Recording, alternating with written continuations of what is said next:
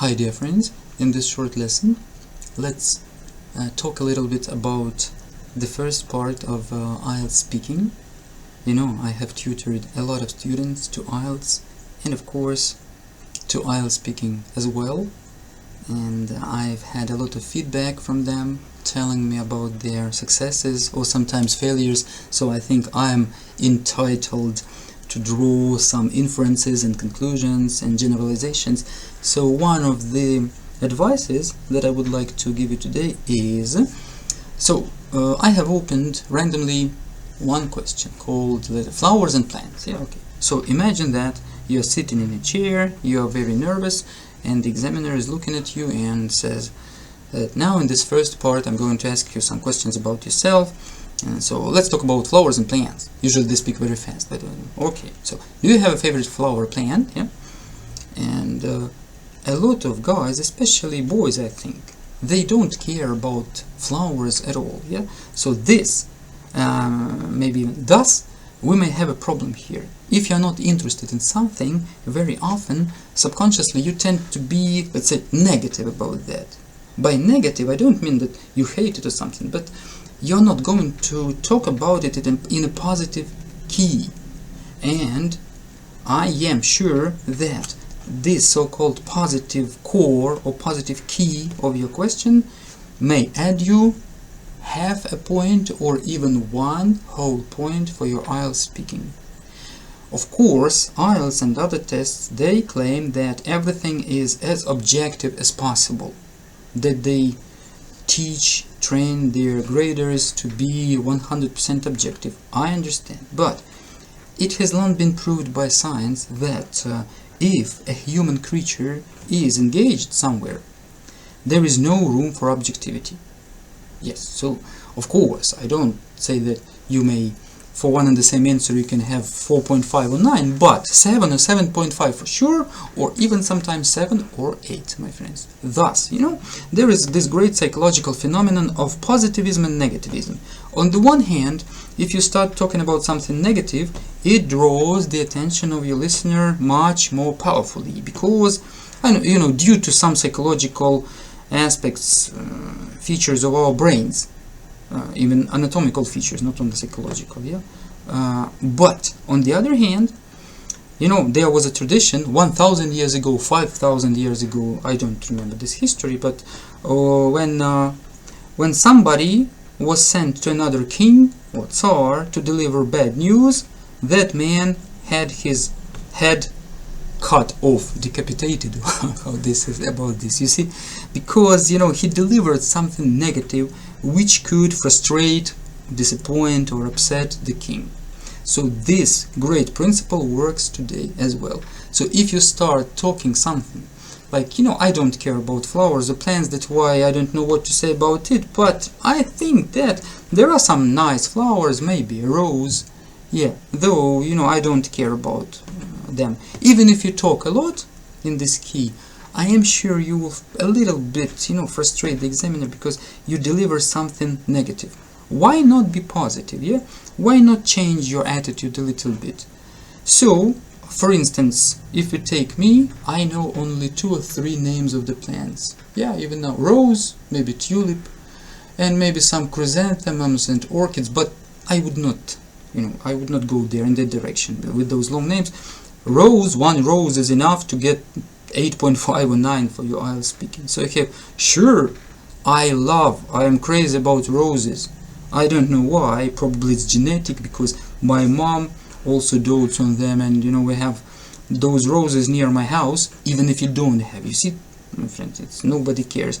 We have those roses. Usually mom takes care of them because I'm not such a great specialist, but I love looking at them. Sometimes maybe mom asked me to go to a specialized shop to purchase some chemicals, anti-pest, you know, pesticides, herbicides, all that jazz. That's why I help her sometimes. So roses, you know, when I look at them, sometimes, you know, it provokes tears in my eyes because they're so beautiful. It's one of the greatest miracles of nature, I think. Roses are, something like that. I think up to this moment the examiner will stop you, say, okay, thanks, so let's move on to the next question.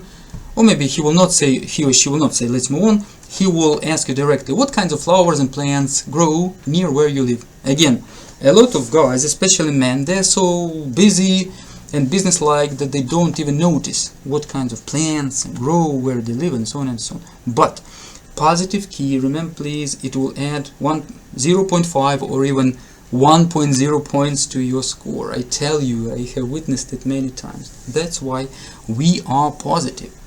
Even if you don't know any names of those small plants and flowers grow near your house, you can say, oh, of course, I have several neighbors which are senior people already, and they take care, they grow those plants. Honestly, I don't know the names of them, but they're mostly short ones, maybe 10 or 15 centimeters. They blossom in summer, in the early autumn, and they form those beautiful carpets, covering maybe several, I think, 100 square meters, because we have a large yard, and in our neighborhood there is enough space for doing that. Also, luckily, cars are not allowed to park there. You see, I'm just shifting my focus from this to that, but it's okay, because I'm not deviating much from the topic. But I'm not obliged to speak, to produce every sentence just exactly about the plants. I can, form this entourage of some other concepts around those plants, and it's okay. The main thing for me is to speak incessantly. It means without stopping. So, and mostly, in winter, or even let's say before winter, they cut the stems off. Yes, I don't know for what reason, probably to preserve them and to avoid their over frosting, over cooling in winter, I think, because then the snow covers those remnants, those roots, and they feel okay. Yeah, something like that. I'm sure the examiner at this point will ask you the third question. Is it important to you to have flowers and plants in your home? Another, let's say, psychological question. Even if you hate those plants and flowers in your home, it's better to be positive and say, sure, we have several of them. Not flowers exactly, but plants, because flowers, if we really take those roses or something, we have to change them every week or every month. It's really a lot of work and a lot of attention, and we are all busy people in my family. So plants, yes. Again, I don't know those, they're very popular, common plants, but my wife takes care of them, or my mom. She waters them, she even talks to them, Yeah, I love to look at them when I'm falling asleep. I have this small lantern in my bedroom, and they are like my friends. I look at them and at those two plants standing on small tables, and I feel great. They form this comfortable environment for me to fall asleep. So definitely, I can't imagine my life without those plants in my flat. Something like that. Have you ever bought flowers for someone else? Here I think the situation changes, because mostly men buy flowers for ladies, yeah, but ladies much more seldom. However, even if it is your case, you're a lady and you never buy flowers for anyone, you can say, oh, definitely, I have done it multiple times. At school, we did it for our class mistress, yeah. Then, several times I presented beautiful bouquets to my mom for her birthdays, and she even sometimes burst into tears because she didn't expect it. She had expected it, probably she would expected it from my father, yes, but I was the first to take the lead, and as a result, it all ended up with my mom having 2 bouquets, which was magnificent. So then sometimes I even present flowers to my boyfriend. Yes, you wouldn't believe it probably, but really, I'm honest with you. Of course, you understand that I can be totally dishonest. It's my problem. Yes, my boyfriend, when it is a so-called Men's Day, I fascinate him with that bouquet. It happened like once or twice, because earlier I didn't think about that. But then one day I realized that men are also such pathetic creatures. So why not indulge them with something beautiful? And as a result, I bought him those flowers, celebration bouquets, which include a lot of types of flowers, so I don't know the names, but it was really outstanding. something like that. You see, I have answered all these questions in a positive key. I'm a non-native speaker of English, my friends, but it does not impede me from helping people from, really all over the world. I have had students from maybe 20 to 30 countries within these 15 years.